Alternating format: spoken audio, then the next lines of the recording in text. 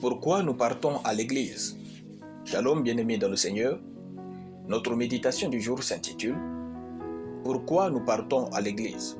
Nous tirons notre texte dans Éphésiens chapitre 4, les versets 11 et 12 qui nous dit ceci.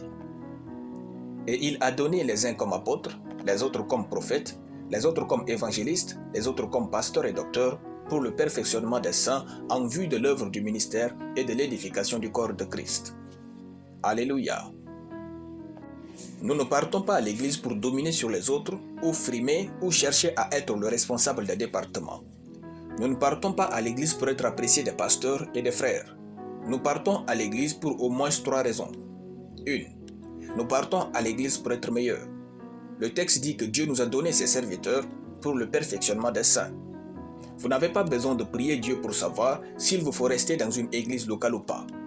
Il vous suffit d'évaluer votre vie si vous grandissez spirituellement, intellectuellement, physiquement, moralement, socialement et économiquement. Si vous ne grandissez pas, c'est que vous êtes à la mauvaise place. Quittez pour un meilleur endroit. Ne passez pas votre vie dans des activités sans grandir.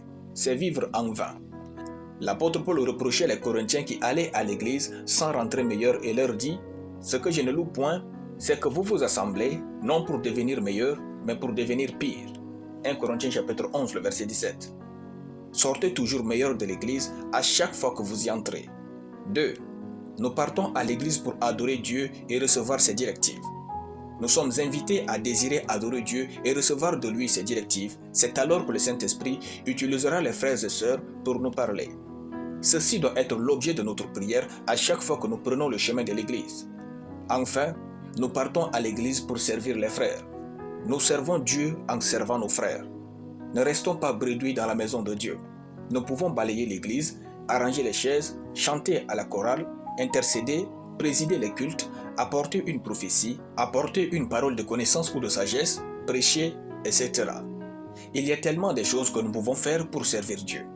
Faisons quelque chose pour Dieu chaque dimanche. Priez le Seigneur et commencez à faire ce que vous estimez possible de faire pour lui.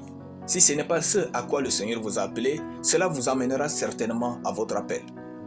Demeurez bénis. Gloire à Dieu. Nous allons prier. Père glorieux, je te rends grâce pour ta parole.